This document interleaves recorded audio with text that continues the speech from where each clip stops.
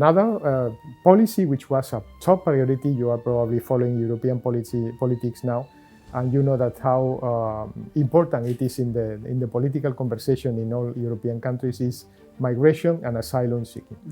We managed, we were lucky enough from that point of view, we managed to achieve a historical refugee, asylum and migration pact at the European Parliament, which is going to be the foundation of the agreement of all political forces and countries in Europe for the years to come, to be able to apply the same policies roughly with little geographical indications, so that we have a common policy on the matter, which is expected to, on the one hand, take care of the real asylum seekers and to make sure that they are well protected, but on the other hand, to make sure that we are able to control our borders and make sure that the flow of people coming to Europe, it is steady, it is well organized, is well done according to the law, and also that they don't fall into the kind of traps of exploitation and this kind of lack of protection that unfortunately many people end up having because they get access to the European Union territory the wrong way, not the proper way.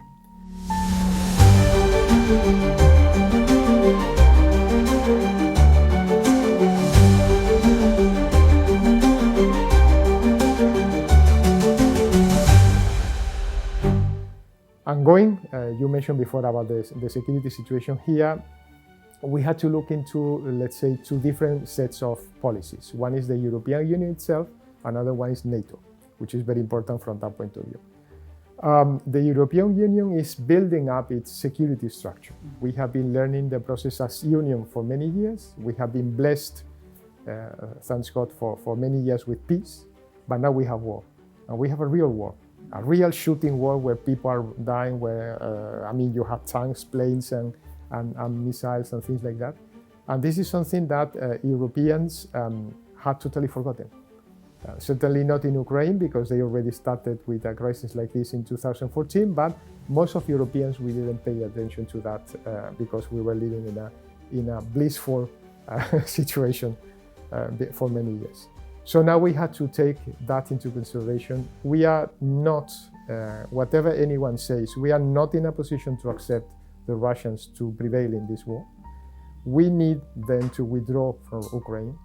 And in order for us to support Ukraine in achieving this goal, we will do whatever it takes. And we mean it.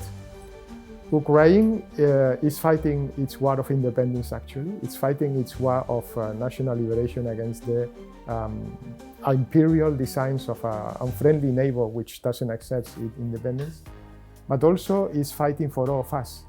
The first order of business is to make sure that Ukraine is eligible to become member of the European Union, and we have been very much pushing during our presidency of the European Council in that direction. Of course, if you want to join the European Union, this is not for free. You have to adjust your country, and this is a very, very strict system. We have been hosting the refugees in Spain. And on the other hand, it is also important to take care that, yes, we are supporting with weapons. We are supporting Ukraine with humanitarian assistance. We are supporting Ukraine in every way we can.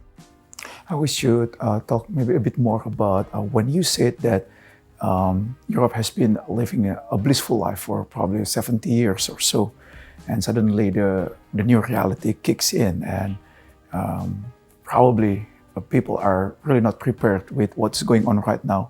Are there steps from the Spanish government to ready its people, or to just to introduce to them the new reality in order for them to be ready to face the uncertainty of the future? Well, there is the domestic front, and there is the general European front in general. At the domestic front, I just can mention, for instance, that I remember Minister of Defense, Ms. Margarita Robles, just remind everyone that we are facing the possibility of a war. We are in a situation where we could be facing a war.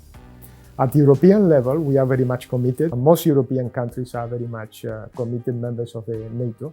And NATO is for us extremely important. When we think of defense in Europe, we think of NATO.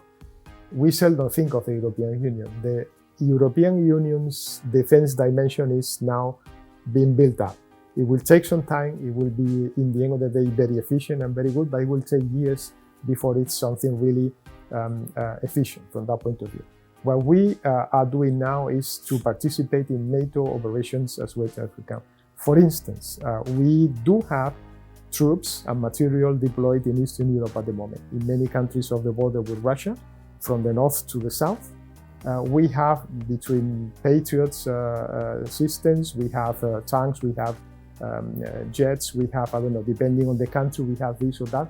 In the end of the day, NATO headquarters organize what is required in every specific front, and then they allocate the resources, the national resources of the NATO members to be present there.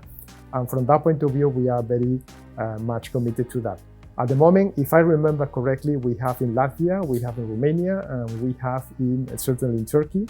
And then sometimes it's shifting to Lithuania, Bulgaria, Slovakia, and other countries as well. So nearly every country in the border with Russia has got now, or later, depending on the shifts, Spanish troops, Spanish material, and Spanish contribution. This is just to prove that we are committed NATO members, also that the relevant countries in the front line can count on the rest of us to support them in case of need.